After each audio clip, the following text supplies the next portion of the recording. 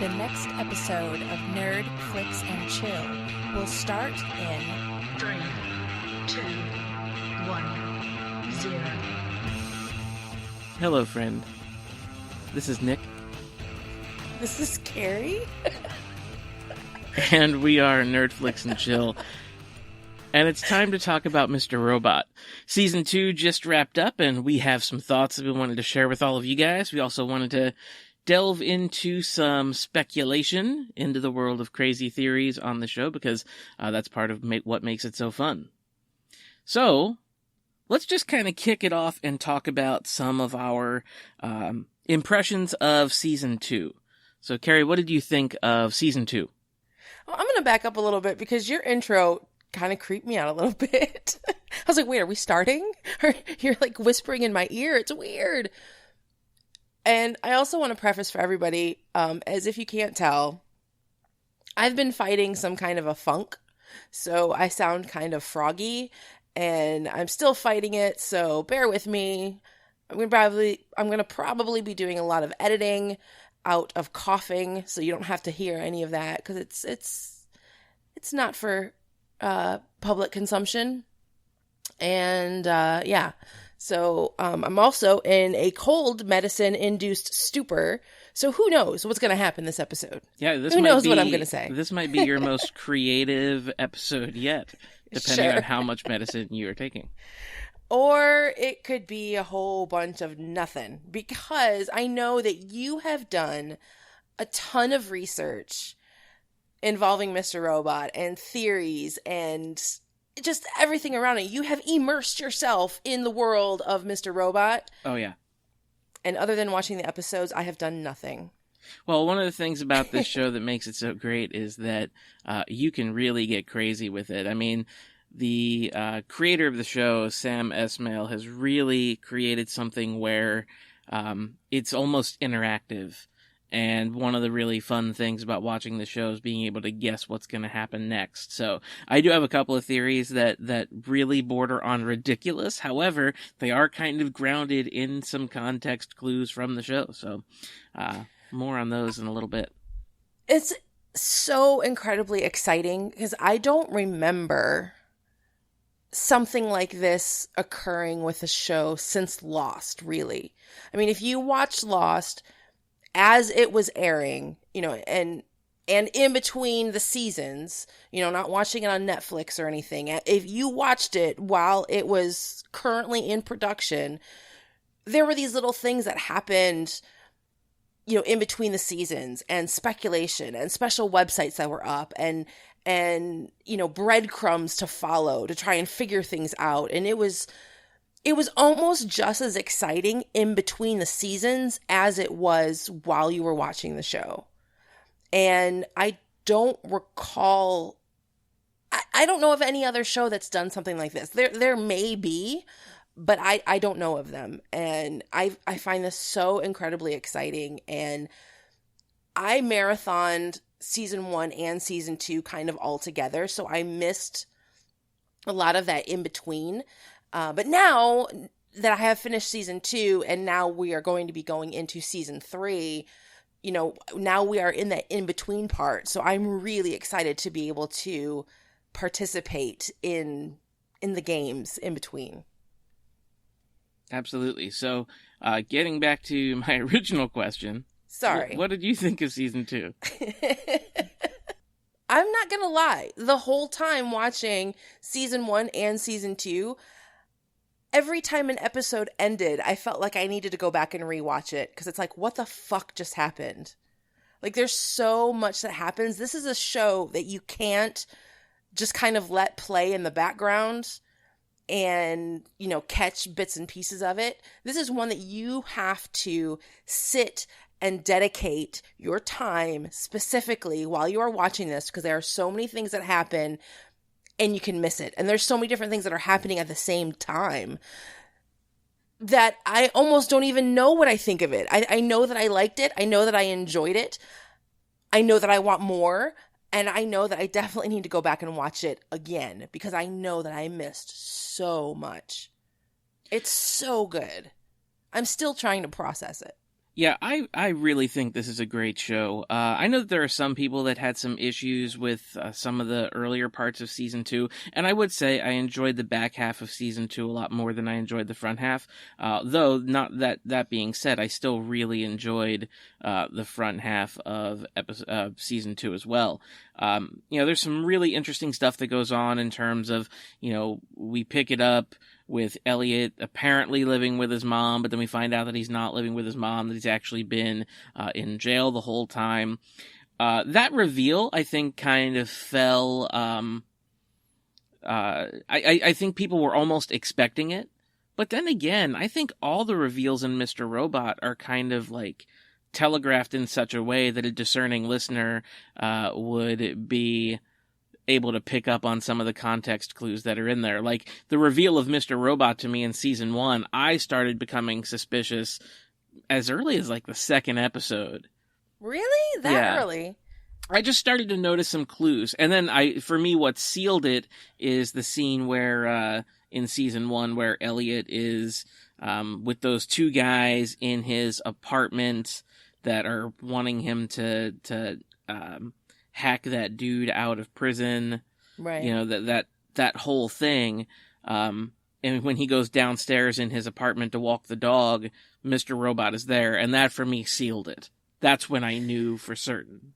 Yeah, I don't recall exactly the moment or when I had a feeling there was something up with him, and it's really funny because when that moment did happen, I remember that I wanted to text you and say, is Christian Slater real?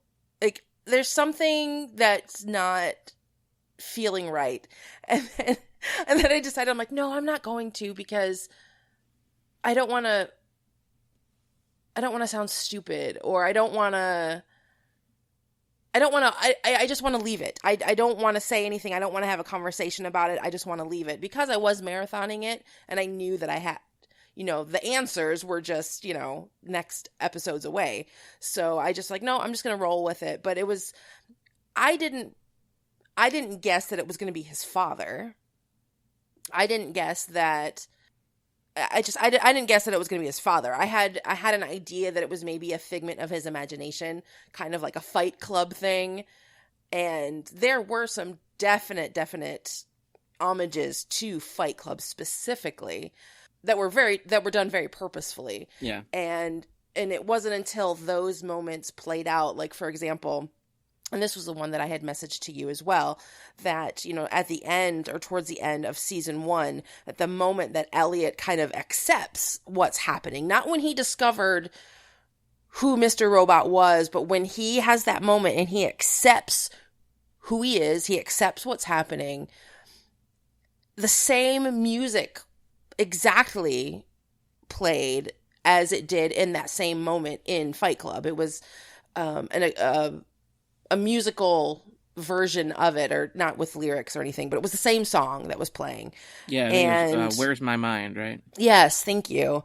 I'm going to blame all of my stumbling on cold medicine. Well, the particular scene that you're talking about, too, is relevant in that that scene that you're talking about with that music is when Elliot is showing Tyrell the arcade. And that's almost kind of where we leave it in that particular episode, which I think it's the second to last episode of the season, maybe. Mm-hmm. Because then we see him going to the popcorn machine where the gun was stashed by Darlene, which comes into play in season 2. Which is where Fight Club leaves us as well. It's at the very end of Fight Club as they're seeing the results of what they did and the buildings are falling around them. That song is playing.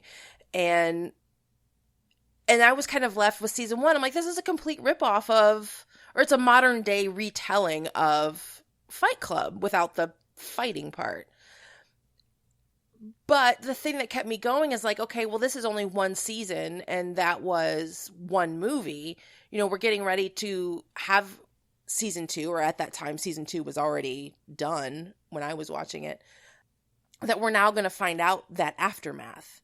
because, Fight Club ended at that moment and we never saw what happened afterwards. So taking us into season 2, we're finally seeing what was the aftermath, what has happened to that. And that drew me in because I want to know what happens with that. And I don't know.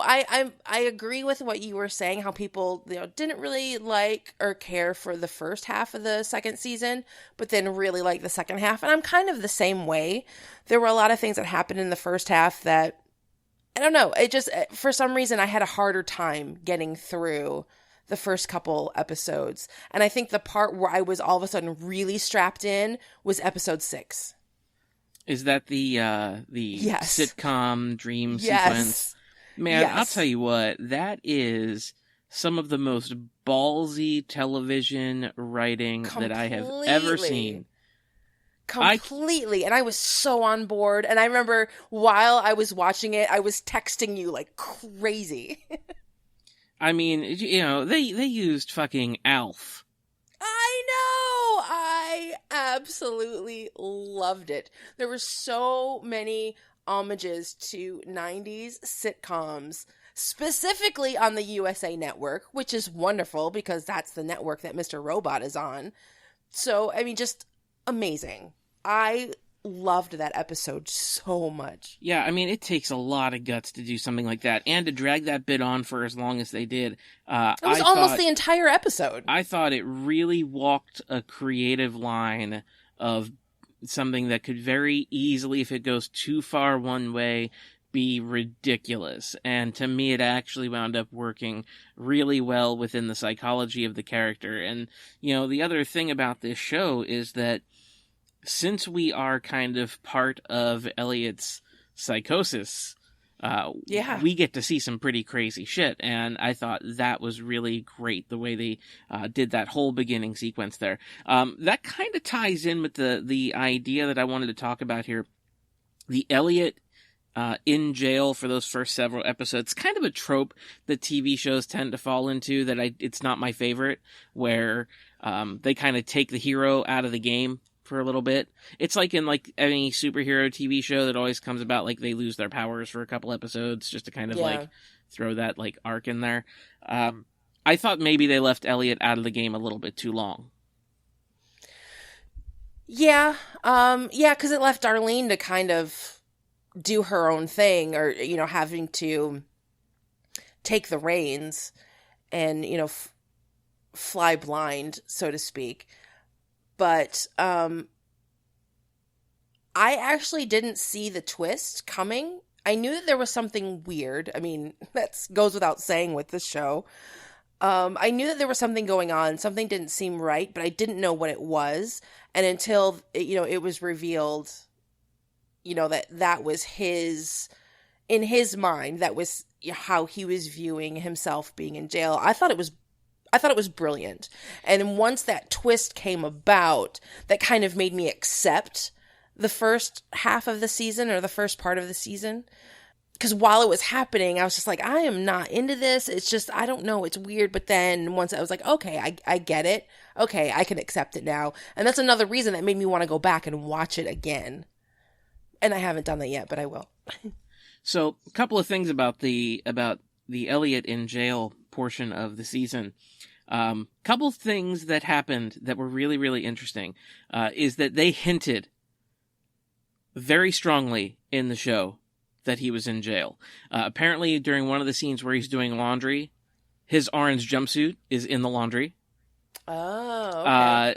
The scene where he gets the phone call from Tyrell, when he's on the red phone, the wallpaper is kind of designed to look like prison bars.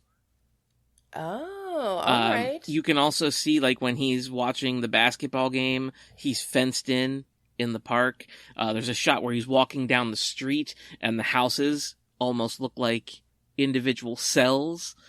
There's a lot of visual imagery that hints as to where Elliot really is, which is part of what makes the show great. Another portion of this is Craig Robinson's character and how he fits in to this whole thing. He has this kind of dark web site that he does where he, gets involved with, heavy arms and human trafficking and things like that. And he wants Elliot to do some sort of like site migration for him and whatever. Turns out he's the warden of this prison when we find out, the big reveal about Elliot. But one of the interesting things about that whole sequence between Elliot's character, or between Elliot and Craig Robinson's character, is that the thing that kind of prompts Elliot is his curiosity, is he cannot help but look. And I think that curiosity is intentionally set. I don't think that whole thing was like a meaningless side plot. And I'll talk more about that a little bit later. Oh, okay. I was waiting for more. I'm like, oh, please tell me more. So let's talk about a couple of the other big reveals in season 2.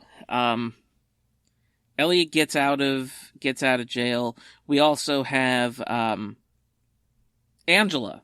Angela goes from working for E Corp to now being kind of a true believer of White Rose. And that happens really quickly in that last couple episodes there, doesn't it? Yeah, there's more to her than I think we realize. And more than anything, after the season ended, like, that was what I wanted to know more about. That was what I had more questions about, was her and her involvement and what she really knows. And there's more going on with her than we've been told. Well, obviously. but in that whole conversation that she has with White Rose after they do that weird Commodore 64 Q&A thing with the little girl, and I loved that scene, but it was like, what the fuck is happening? What is this? What is the point of this? I want to know the results of this test. I want to take this test. I'm sure. Do they have it somewhere that I can take it? Because I believe I'm you can. So this world of Mr. Robot is so crazy that I believe this is out there and you can actually do this. And it has been set up by, I think, people that do work for the show. I mean, I want to do it. There are some articles out there that involve people fishing through source code and running it through all these different things, and it eventually leads to all these little Easter eggs that have been hidden by the creators of the show that make it just awesome. Like, it's almost too complicated to even describe, but it's real. With regards to Angela and White Rose, White Rose appears to be listening to everything that is happening in this entire season. Even as far as when Angela, back in episode 2, she's sitting in a bar. Those same two characters that ended up picking her up and taking her to White Rose had been following her even as early as episode 2 in those scenes. And those two characters are in the background of a lot of Angela scenes. Not only that, there's also the posters when Angela and Elliot are having the conversation the last time we see them together. There are posters over each other's shoulders that refer to this thing called Phase 2, and one of them has like a subheading of something about audio. Yeah, interesting audio for discerning listeners or something like that. I think the implication there is that the Dark Army has been spying on these people. It was really interesting because you had mentioned to me about these two characters that have been following Angela. And I remember, as I'm going through the episodes, there was just something that caught my eye. I kind of like to read or look at the credits, especially when they are listing characters' names for any show, really, because I'm always intrigued of how they title or name a lot of side characters. And I have to kind of look at that too as a test to myself, because I'm so bad with names that it's like I need to physically see names for it to kind of register in my head. And I do remember seeing these credits. So what did it say? Like discreet man or indiscreet, or was I don't remember what the title was exactly. But I remember seeing it a couple different times within the episode, but I didn't really think anything of it. I'm like, oh, that's what they're calling one of their background characters. But it was a very strange title for it, and it turns out that they were very purposeful. Absolutely. And Angela's had a really interesting arc to me. particularly gets interesting at the end of the season, because when she goes to the Nuclear Regulatory Agency, or whoever that is from the government that she's going to, you get the sense, for one, that that agency has been infiltrated by the Dark Army. And then secondly, after her conversation with White Rose, she seems to be a true believer. Like, one of the very last scenes of this season, Angela gets a call from Tyrell Wellick, who is alive. She knows to expect the call. She seems to know everything that's going on, and she seems to be relatively calm. So something... Yeah, because she's telling him, like, you did the right thing. You're doing the right thing. And she knew about this. One of the last things White Rose says to Angela is, I don't want your proof, I want your belief. So something that White Rose has shown Angela seems to have worked to turn Angela into a true believer, into whatever White Rose and the Dark Army's cause ultimately is. And I have no idea. I have absolutely no clue. I don't know what's... I am so now intrigued with her, where to me she was kind of a throwaway character, and I don't know, her plot with the whole legal thing and lawyers, and oh my god, the scene with her and the man in his office, like, made me feel so icky and disgusting. And I don't even... Was that from season 1 or season 2? I don't even remember, because it's all a blur, because I watched them all back to back. But now, I'm like, now she's the one that I care about more than anything, that I want to know her deal. Yeah. And let me just say, I don't know how they did this casting and how they found 3 people, the Elliot, Darlene, and Angela, with the buggiest eyes I have ever seen on anybody in my entire life. But they're amazing. Like, they just, their eyes have like homing beacons, and they just suck you in. And all 3 of them have the most expressive, gigantic marble eyes I have ever seen in my entire life. And I'm like, I love them. I just want to keep looking into your marble eyes. Well, I'll tell you this much. Rami Malek as Elliot, I think he is unbelievably compelling in this character. And I thought for the first 5 minutes of the first episode, seeing him on screen, I was like, man, like, I'm in. Like, this dude can act and his the diner, ass off. Yeah. When he's sitting in the diner, amazing. Like, that, all it took was that one scene, and I was completely hooked on this show. And part of me is afraid for him, because I almost can't imagine him doing anything else. And even seeing him being interviewed as of recently, because he just won the Emmy for his role on this show, and seeing him interviewed on, doing the whole talk show, Tonight Show and whatever circuit, it feels weird to see him out of character. To see him not being Elliot feels strange. Sure, but and that's a testament to him and his performance. So I almost can't see him doing anything else. But he's not like an unknown face, though. He was in 2 of those Night at the Museum movies. He was in one of those awful Twilight movies. He was in Short Term 12. So he been in some Twilight stuff. movies? Yes. Was he really? What did he do? I don't know. He played somebody in one of those movies. I just saw it on his filmography. I've never seen those movies because I'm not a 13-year-old girl. What? Okay, I have to look that up, because that's just making me laugh. But he was great in Short Term 12, another movie that I really liked, and he plays a different kind of character in that film. He's been in a bunch of the Night at the Museum movies. He's been in 3 of them.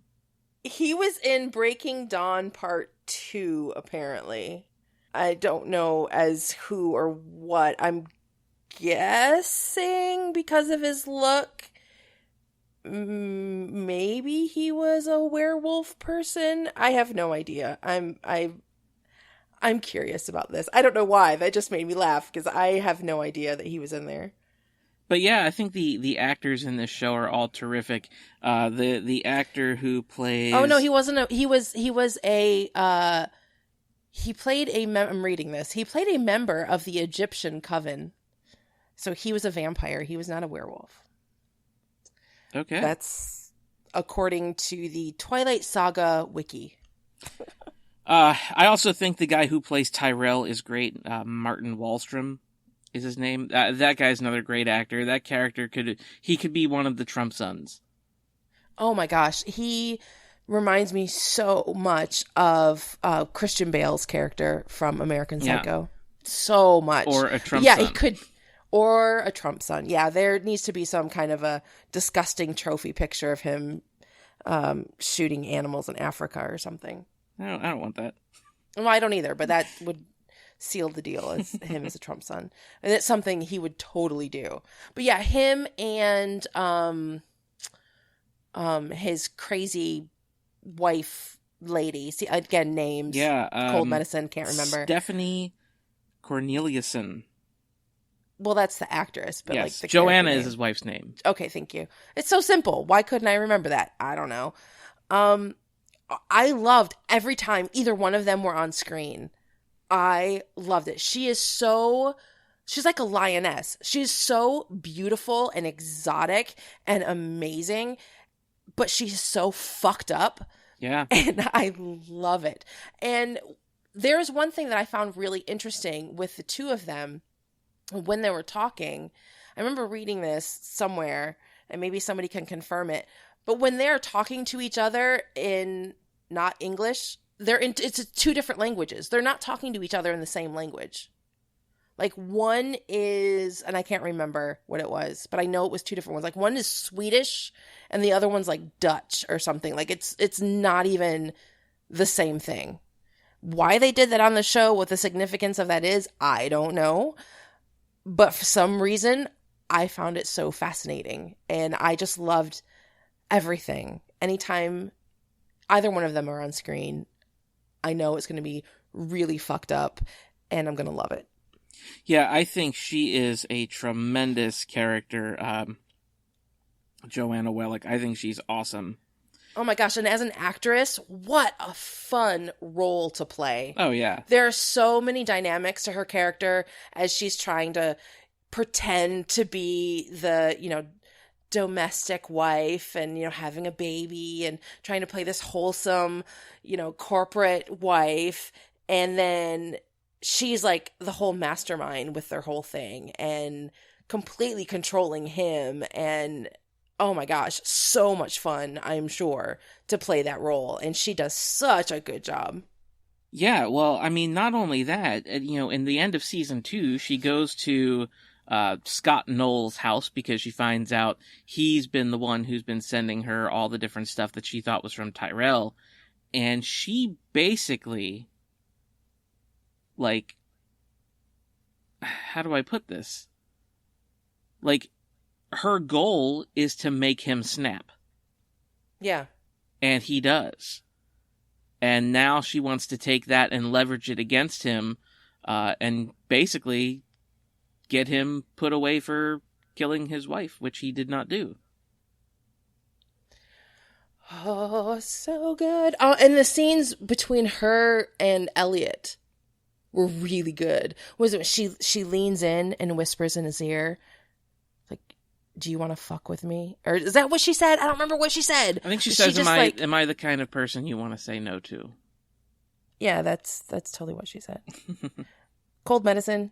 I mean, the other big reveal that we get is that Tyrell is in fact alive. I think one of the other reasons why people, and not many people have said that they like season 1 more than season 2, is that Tyrell is kind of out of the game most of the season also. And now we find out that he is in fact alive, and he apparently loves Elliot, which is all kinds of strange. He's like a puppy dog around him. Like, he was all excited. Yes. He's like, yeah, let's come into here. And, hey, Spike, what are you going to do, Spike? It was just like from the cartoons, like the little dog that's, pouncing around the big bulldog. Like, he was just like a giddy little puppy around him. And it was, I don't know. He's despicable and I love him. Yeah. And, it's just weird. Sam Esmail talked about this in some interviews that I've seen. And he's talked about how, like, what would happen in a situation where you have a hero and a villain that are so inextricably linked that they actually really like each other, even though, while at the same time kind of like despising each other as well. He also said that the first time they meet in season 1 is the first time Elliot and Tyrell have ever met. So it kind of squashes the idea that there might be some pre-existing backstory, although it could also be double talk on Sam Esmail's part, in that maybe Elliot has never met Tyrell, but maybe Mr. Robot has. That's true, or that may have been the first time that they actually physically met, because a lot of these meetings and conversations can happen, through the computer. So maybe they had conversations before, but not in person. I mean, and also the idea of Tyrell saying that he loves Elliot. Are we talking about like a romantic love? Or are we talking about like the love that people have for like a cult leader? What exactly are we talking about between those two? We also learn in season 2 that the FBI pretty much knows who all these people are. I love seeing the actress that plays the FBI agent. The only time that I've known her, or only thing that I know her from previously, is the Newsroom. Mm-hmm. And I didn't particularly care for her character on the Newsroom, because she annoyed the fuck out of me. But I love her in this role. I really do. The actress's name is Grace Gummer, and she's been in a few different things. A few different things. It doesn't have a huge filmography, but yeah, I think she's really good. Now, I also love the scene where she takes Darlene to the evidence board and kind of shows her where she fits in the puzzle, because that is so scored well with music. The musical choices in this show are phenomenal. They always seem to pick the perfect music to score a scene, and that scene with Darlene was awesome. But one thing I did notice is that in earlier shots through the season, we do see Dom, which is the FBI agent, looking at the evidence board. We don't know what she's looking at, but she's in that room looking at that wall. Oh, and she's got like the sucker in her mouth, and then there's somebody that comes up from behind her, and then they leave the room. Right, and then there's, I think, another scene with, before she goes and interviews Gideon. Yeah. So I like that. Now, I don't know where all the information necessarily came from. Part of me believes that maybe the Dark Army has kind of infiltrated the FBI to some extent. But, that was teed up. We also find out in season 2 what stage 2 is. And stage 2 apparently is all of the paper backups for all of the items that are in E-Corp's database are being brought to one location. So they're just going to blow up the location. Sure. When all else fails, just kill it with fire. Well, here's the interesting part of that. I noticed at least 2 instances in season 2 where they basically told us what the plan was going to be before we even found out. Okay.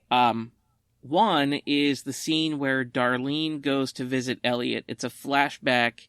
I think it's in season 2, episode 4. It's the flashback of basically before the hack. Before they formed F Society. And it's where we see Elliot try on the jacket. We see Elliot put on the mask. Okay. And he basically walks through the idea of what it would mean to hack E-Corp. And one of the things that he says is, after the hack would be the hard part. They would try to rebuild their database, and we cannot let them do that. Oh, yeah. So he reveals the plan there. Then, and I'm getting some of my episodes confused, so I won't try to name the specific episode, but the chess scene with Mr. Robot and Elliot.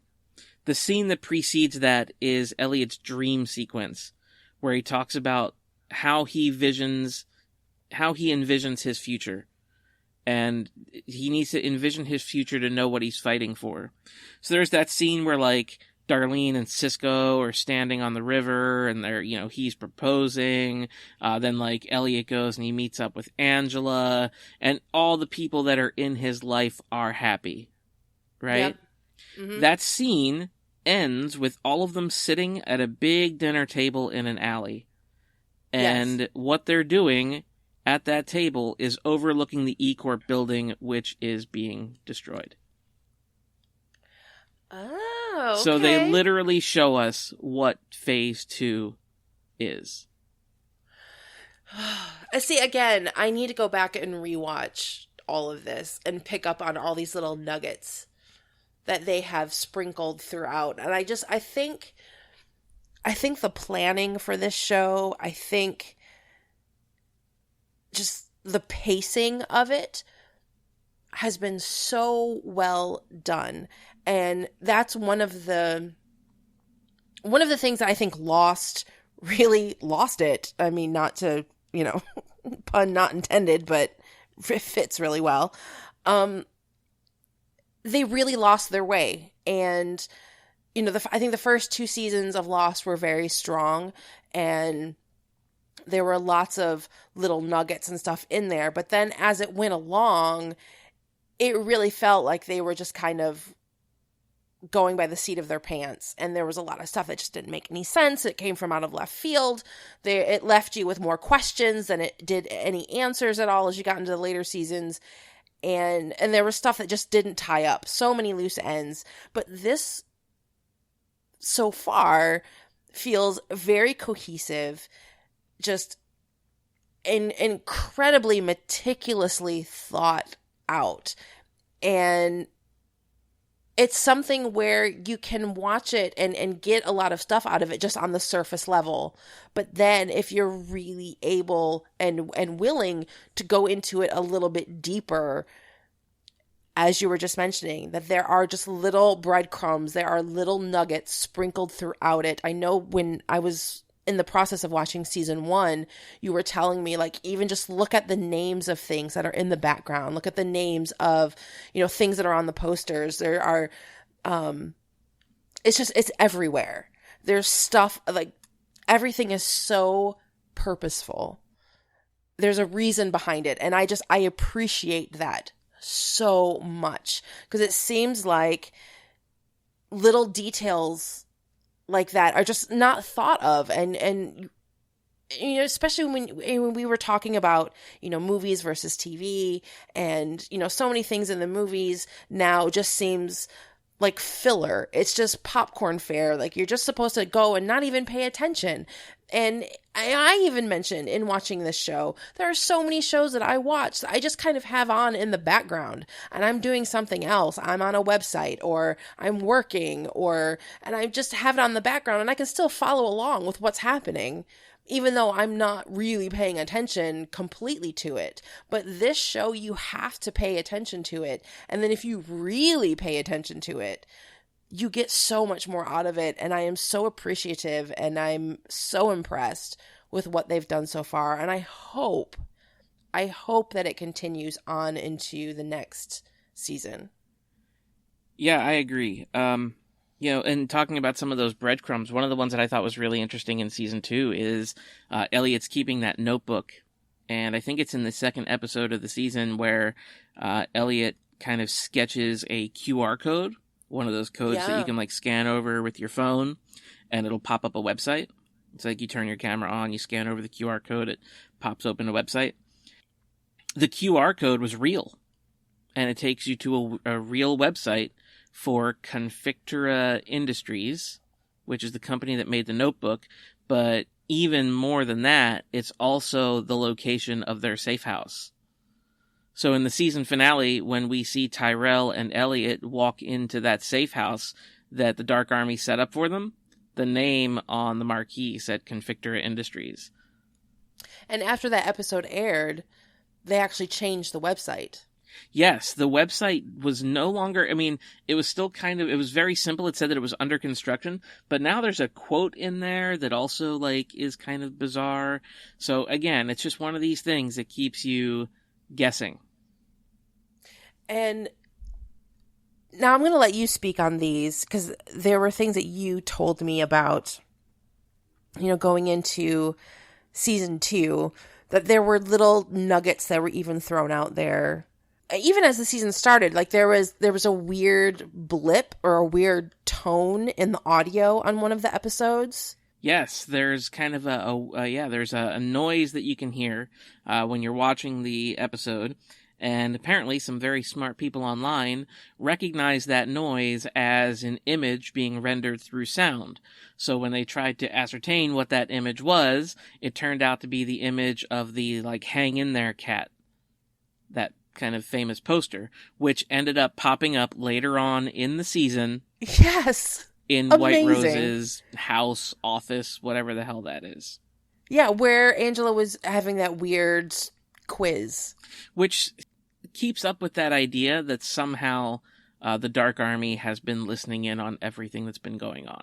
Whether that means they have some sort of technological intelligence or if they have some sort of human intelligence apparatus that's doing it, they are definitely always up to date as to what's going on.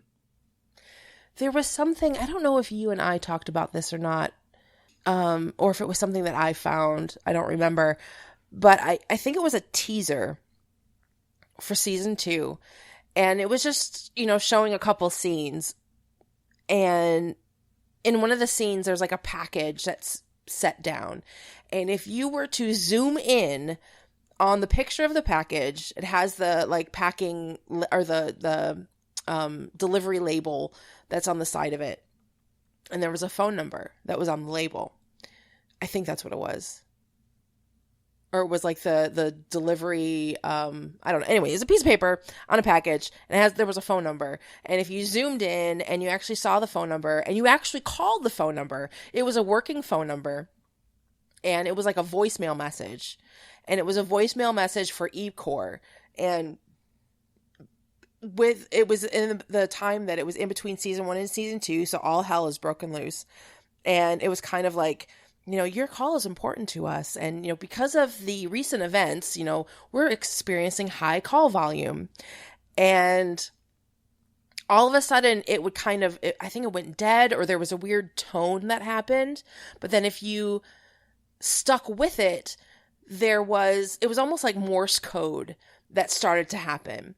And if you figured out the Morse code, it ended up being some kind of a quote. And that kind of a quote took you to, it was this, and I don't remember the specifics of it, but it was like that quote related to this person that created this weird code. And from, there was something on here that you pulled this code. It was like this crazy rabbit hole that just sucked you in, and it just kept leading to something else, something else, something else. It was crazy. And it was just amazing to me, first of all, that they thought to do this. Second of all, amazing that somebody freaking figured it out. It blew my mind that there were people that thought to do this, that figured it out. And that the show even thought, conceived to do this. And it was just so brilliant. And it was like, in the end, if you figured it out, it took you to a website, and you were able to put in this certain password into this website. And, the first however many people were able to correctly get into this, they got like a Mr. Robot t-shirt, or like they gave you were able to win something. And now you can go down that same path, but you're not able to win anything, but you can at least follow it. And I think it takes you to the Mr. Robot website or some other kind of special website or something. But just really cool. And I love the fact that the show rewarded people for being able to figure this out. And I really hope that they start doing stuff like that again in between the second and third season. I am totally not smart enough to figure out any of that stuff. Right. Yeah. But I love to follow along with the people who are. And it's like I want to stand beside you and cheer you along because it's so cool. And I hope we get more of that in this off-season time. Yeah, there's so much of that in there. Like I was talking about the QR code that takes you to the website. Buried in the source code of that website are the words "You are not alone," which we also see on the banner when Elliot's meeting with his church group people, which also kind of ties into this fact that people are listening in on everything that's happening. Yeah, and I went into the source code of that site, and I couldn't find that. The only thing I was like...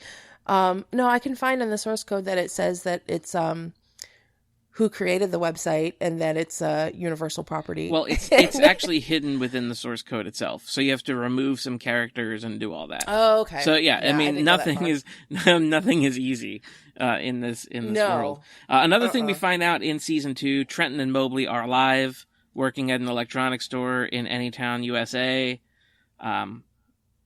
You know, and for a lot of you guys that maybe didn't watch beyond the end credits, might have missed this scene. But it was an end credits scene. And I almost did. I almost missed it. And I'm so glad that I got distracted and just let the credits play. Yeah, we see Trenton and Mobley talking, and all of a sudden they are approached by a man asking if any of them has the time. And not just any man. Not just any man. It's Leon.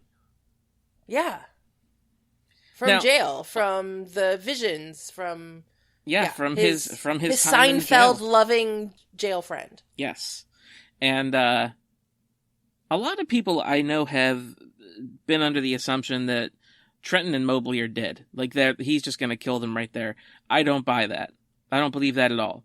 No. The way the Dark Army kills people is, like they did in the diner. They just show up and take you out. I don't think they do a whole lot of, do you have the time? Ha ha ha ha. Bang, bang, bang, bang, bang. I think there's something additional to that. And if you watch that scene, Trenton and Mobley seem to have some way to undo the hack that's happening that they could conceivably do. But we don't know anything else about that.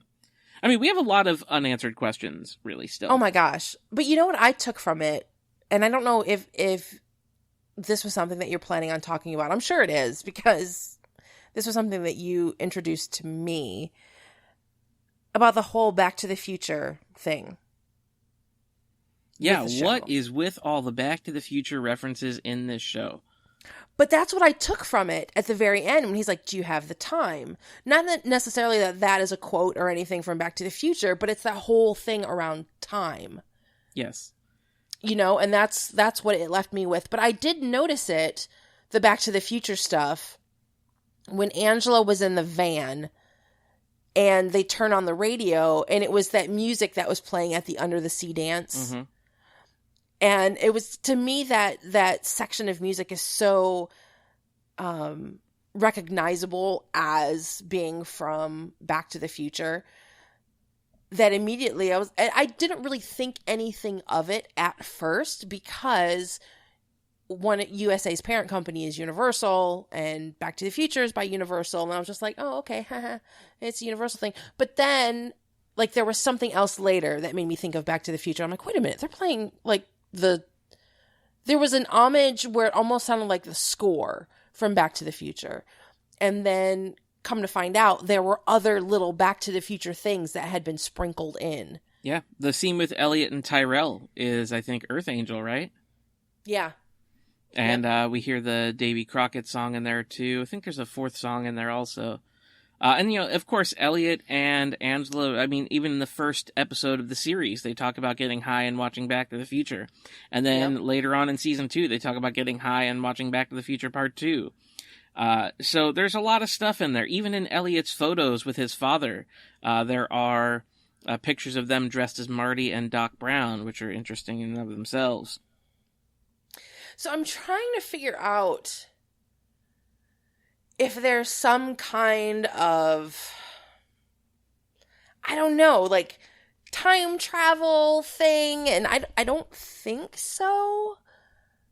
There's a crazy time travel theory out there that exists about how Tyrell Wellick and Joanna are actually Elliot's parents. And the baby that was born is Elliot, and when she stabbed herself with, like, the olive fork, it triggered his, like, dissociative disorder in his early development. It's, like, really, really crazy. Oh, that is really crazy. I'm not buying that one, but I can only imagine that those little sprinklings, those little breadcrumbs, like all of the other ones, are incredibly purposeful. I don't think it's a red herring. I don't think it's taking you down some dead end path, because there have been so many of them sprinkled throughout. And then again, with season 2, with it ending with the guy saying, do you have the time? To me, that just kind of was like a red flag. That was just a beacon. It's kind of sealed the deal that there's something there. I don't know what it is, but I think there's something there. Well, with that. let's kind of get into a little bit of speculation here, because you talk about Back to the Future references and how many of them there are. Another work of literature and a film, to a certain extent, that get referenced all the time in this series is Lolita. So many Lolita references, right down to Darlene's glasses. Yes. The whole thing with Angela and White Rose. Yep. And the book. Also, the one that I found most interesting is if you look at the alias that Darlene uses, it's kind of under her name on the evidence board, and you see it when she's online. It's Dolores Hayes, which is the name of the girl from Lolita. Oh, okay. Yeah. So Lolita can have a whole lot of different meanings within this story. I think one of the big things about Lolita, it's kind of an unreliable narrator story, because it's about a guy who's essentially a pedophile, but doesn't really see the harm in his own actions. But where it gets weird to me is there are a lot of Lolita references that surround Darlene. Even the way she dresses, it's extremely youthful. Yeah. There are also Lolita references that tie to Angela as well. So, maybe, I guess I would call this maybe a theory. What if these characters all have some sort of history of sexual abuse that has led them to have these certain personality disorders? When we first meet Elliot, he's taking down a pedophile. Yeah. When Elliot is working on Ray's website, he has that curiosity. Yeah. And he sees that they're into human trafficking. Yeah. Dissociative disorder, what Elliot has, is often brought about by some sort of trauma, which could conceivably be some form of abuse. Angela has low self-esteem, which is sometimes characteristic of, as a consequence of, abuse. Darlene has panic attacks, which, again, can be a consequence of, early adolescent child abuse. There seems to be some personality characteristics within these characters that leads me to believe that there might be something in their background. And I can back this up even further. Okay. Season 1, Episode 9. Elliot finds out who Mr. Robot is. Mr. Robot takes him to the cemetery, but before they do that, they stop in the house. In Elliot's old house where he grew up. Yeah. Elliot talks about when he was pushed out the window by his father, which we believe to be accidental. And the reason why is because Elliot's father was mad that Elliot revealed his secret, which we believe to be the fact that he had cancer, right? Right. What if it's not? What if that's not the secret? What if the secret is something about Mr. Robot where where Elliot's father was maybe not a good dude after all? To further back up this point, a later scene in that same episode, Darlene and Angela end up in Elliot's old house. And they talk about the new family that lives there. And he says, and I think it's Darlene who says, the new father is really weird. And Angela, who's looking at the house, says, they've barely changed anything. You're thought to believe the house still looks the same, but if you take those two lines conversationally, the father could still be weird. The father was weird before, and the new father in that house is also weird. Yeah. You know what I'm saying? Yeah. We also find out that Darlene was kidnapped as a child, and she did not want to go back to her family. Oh, yeah, that's right. She talks about being kidnapped and not wanting to go home. So clearly there is some additional backstory in there. But still sticking with season 1, episode 9, a couple of other things that pop up here. When Elliot is missing, they go to that, Angela and Darlene meet up in that, I don't know, it's like a museum where they have that map where it's overlooking the map of New York. Yeah. And Darlene says, Elliot has saved our asses multiple times. Because Angela's kind of wavering and she's given up on Elliot at that point. Well, what has he saved their asses from? Is it conceivable that Elliot may have done something when he found out that maybe his father and Angela's mother were abusive? Maybe Elliot did something that, maybe he's responsible for their deaths in some way. And maybe some of the stories about cancer and things like that are not necessarily reliable. Maybe that's what White Rose showed Angela. But we know that there's additional backstory between Elliot, Angela, and Darlene that sounds pretty dramatic that we don't know about yet. That's kind of what it gets at. And that kind of, you could even look at Tyrell as being a character who has some personality issues as well that could have been from some sort of abuse that he might have sustained as a child, because he also talks about not wanting to be like his father. And the only English his father knew was the Red Wheelbarrow poem. Oh, the poem, yeah. Which, you can look at that poem to try to find answers all you want. Good luck, every, literature student for hundreds of years, or for decades at least, has been trying to figure that out. But I think it's interesting that what if F Society is kind of this place that lures people that have been taken advantage of, or tortured, or emotionally destroyed and broken down. And maybe that's why they have such a reverence for Elliot, because he's fighting back against all of those things. He's a superhero. Maybe. There are also a couple of callbacks. These are just little Easter eggy kind of callbacks that I noticed. When Darlene looks at the evidence board at the end of season 2, the line she says is, "You've got to be fucking kidding me," which is the same thing that Dom, the FBI agent, says when she sees the F Society arcade. Going back to season 1, episode 9, we get that flashback of Mr. Robot and Elliot going to see Pulp Fiction. Yes. Later in that same episode, after Darlene and Angela have found Elliot and they're going back to the city on the train, Angela asks Elliot if he's okay, and he says, "I'm pretty fucking far from okay," which is the Ving Rhames line from Pulp Fiction. Yes. Yep.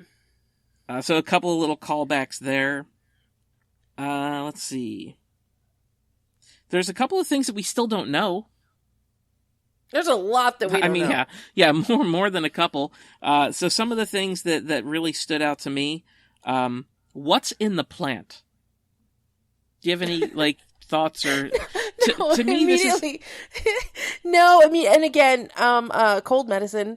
I'm thinking immediately. I started thinking of an actual plant. No, the Washington Township plant that is the thing that Angela has been trying to bring down, and the thing that White Rose wants to protect more than anything. White Rose's whole position is that regulators cannot go in to look at this plant, so whatever they're doing seems to be big. And whatever White Rose has shown Angela seems to have convinced her. So to me, the what's in the plant, even though it kind of seems like a side plot, I think is going to have a huge impact on the story. And I don't know, I guess this is one of the things with this show that really intrigues me and that I'm so, again, appreciative of, is that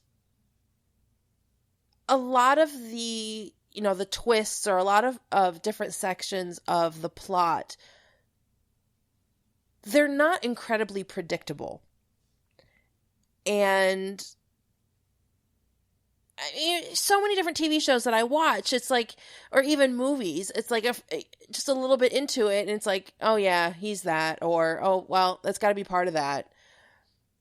but this one throws you so many curveballs, but yet it does kind of lay out, as we talked about before, these little breadcrumbs, but they're not obvious. They're subtle. You have to be looking for them. They're in the background. They're off to the side, and some of them are right in front of your face, but it's so subtle you don't realize it until you go back. Like how you were talking about the clues that Elliot was in jail.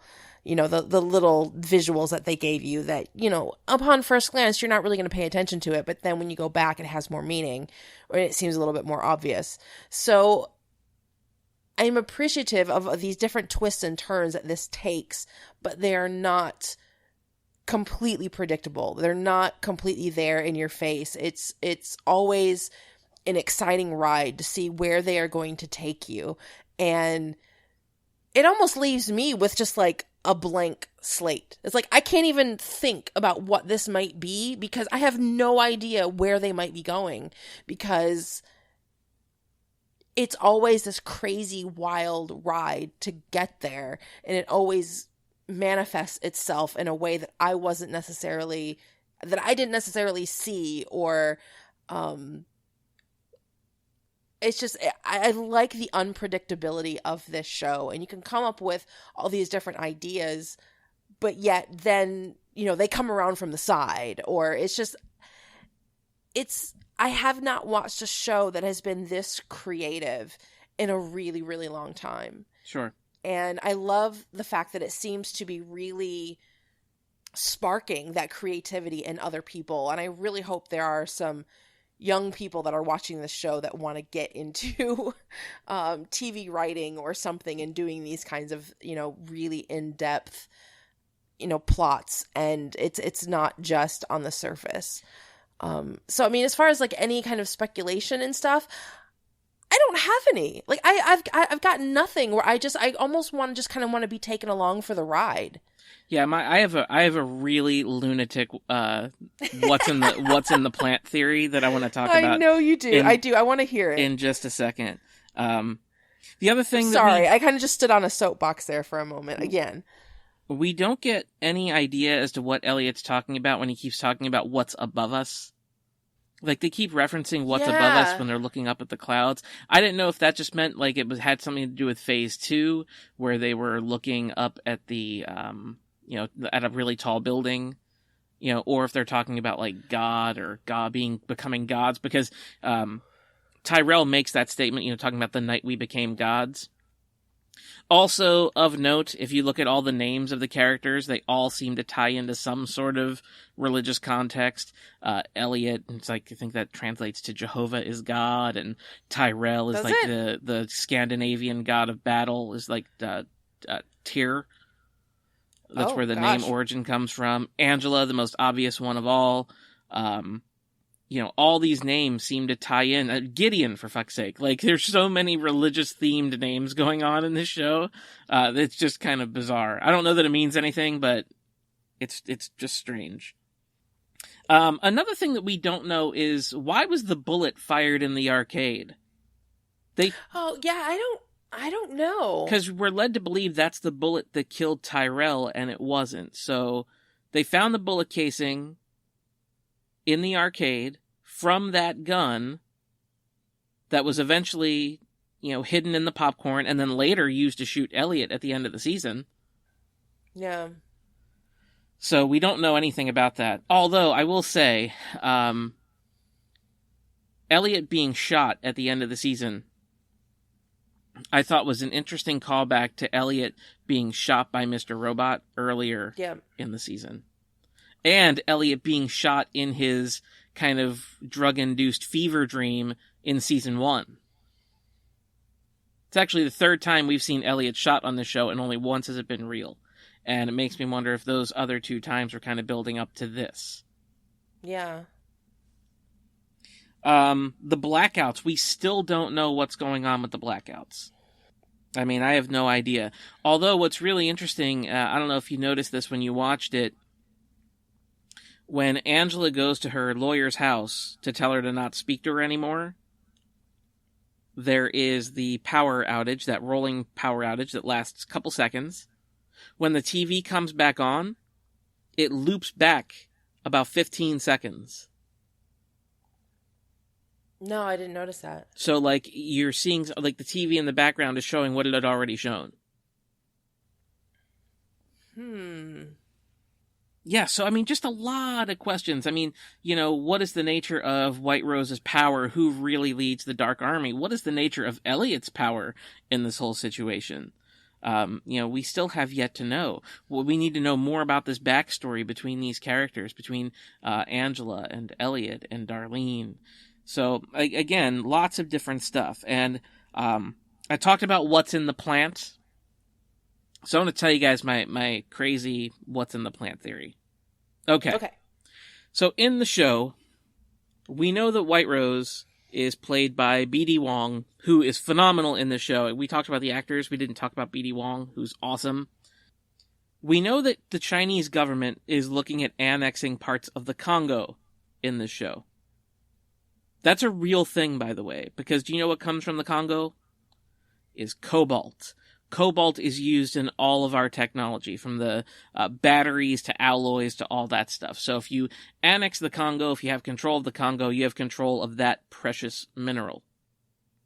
Now, what are they doing in the plant? White Rose tells Angela that her mother and Elliot's father died for the cause of advancing humanity. Okay. White Rose is also obsessed with time. She says to Elliot, "You hack people, I hack time." Time exists solely to show change in a system. Right? So the only way to really hack time is to make it irrelevant. So, what could they be working on in the plant? So my crazy out there lunatic, this will never ever happen theory is that Mr. Robot is not just the name of Elliot's dad's electronics store. It's actually the thing that kind of is the goal of the entire series, because I think what White Rose is working on at the plant is the downloadable consciousness. Yes, the downloadable consciousness. The idea that your consciousness can be downloaded and inputted into something else. Therefore, you never die. Therefore, time is irrelevant. Like that Johnny Depp movie? I don't know. That did so bad? Maybe. Yeah, well, you know what? Maybe. Yeah, I know the movie you're talking about now. It could be something like that. I can't remember the name of it. But the downloadable consciousness is actually a real thing. And they've talked about, like, using it for the military, having, avatars guiding these, military bodies. What if they're trying to create a literal Mr. Robot that is a robotic person that has an actual human consciousness? Or maybe that's what Elliot is. Ooh, maybe. I don't even know. So that's my crazy lunatic theory that's out there. And then I just upped the ante. Yes. But yeah. Because why else would his name be Mr. Robot? Right. What if they're trying to create a literal Mr. Robot? And what if they already did? What if it's maybe like those weird questions that they were asking Angela that just seem to have no cohesiveness to them. Yeah. Maybe those are questions to kind of create this being, this artificial intelligence. Right. Being. You never know. Just weird, arbitrary stuff. Or maybe that was some kind of a test. I interpreted those questions. If she was or not. I interpreted those questions a little bit differently because I'd been thinking about this whole abuse angle. And to me, it sounded like questions that you would ask somebody to reveal some sort of maybe suppressed level of abuse that they might have suffered. Yeah. If you think about the questions, do you ever dream about murdering your father? Do you ever cry during sex? Blah, blah, blah, blah, blah. Mm-hmm. Yeah, that's true. But, yes. Human, conscious, robot creatures. No? I don't know. Maybe. Who knows? I think that's the fun part about this show. I don't know that it will ever go to the point of like crazy sci-fi, but I do feel like those elements are always going to be kind of hanging around the show. Because science fiction can sometimes be a precursor of actual science, right? Yeah. Look at Star Trek. Yeah. Look at all the little things in there that we have now. I can't wait to see what happens. I can't wait to see what unfolds, in between the season. Other things that people are able to take away from season 2 as they're able to dive into it a little bit deeper. I'm definitely going to be paying more attention and being able to enjoy being on this ride. Like I said a couple times, how I just kind of marathoned season 1 and season 2 together. So I'm looking forward to what is revealed in the meantime and what comes about just before season 3 comes out. Do we know when season 3 comes out? I'm not sure yet. I haven't really even looked. Yeah, I have no idea. Ooh, but one more thing that I did forget to mention, just kind of as I was tying back to some of my other stuff that I'm still curious about, because I'm not sure how it ties into either of the two really crazy things that I mentioned, is Elliot erases people. And we've seen him do this. It's almost like Dexter, where he keeps the CDs of them and he, keeps them under his thing. But he talks about erasing people. And he says the first person that he ever erased was himself. And I often wonder why he erased himself. And why in his family photos that he keeps is Darlene not in them? Yeah, I don't know. Yeah, interesting stuff. But I think that's all part of, additional stuff that you can try to ascertain by going back and rewatching the show. I think there are context clues that are given that people haven't picked up on. The showrunner himself has said he is telegraphing something in the plot that people have not noticed yet for the most part. And he says it's probably a lot more obvious than people think it is. So I'm curious to know what that is when I go back and rewatch it. Part of me thinks it is having to do with the background of Mr. Robot, of Elliot's father. But who knows? I think that's the great thing about this show. It's endlessly rewatchable, and you can always find new stuff. All right, so you've heard our thoughts on Mr. Robot, but now we want to hear yours. I want to know if any of you guys have any really crazy Mr. Robot theories out there that you want to, talk to us about. Let us know. Hit us up on Twitter and Facebook at NerdFlixChill. You can also find all of our previous episodes on our website, nerdflixandchill.com. You can listen online, subscribe on iTunes, listen on Stitcher, whatever it is you want to do. And stay tuned, because we will have some reviews of Westworld, I believe. Luke Cage. I want us to have one. And Luke Cage. I am in the middle of watching Luke Cage. I'm about halfway through the season right now, and I am loving it so much. So I cannot wait to do a season wrap-up of Luke Cage and first impressions of Westworld, which, as we are recording this right now, Westworld is on tonight. So hopefully we will have a first impressions. I'm stating a request right now, Nick. Can we do that? Yes, absolutely. First impressions of Westworld. I'm all in. I really want to do that. So stay tuned, because we got some really, really cool stuff on the horizon. So make sure you subscribe so you don't miss it. Absolutely. And as always, everybody, may the Force be with you, because the night is dark and full of terror.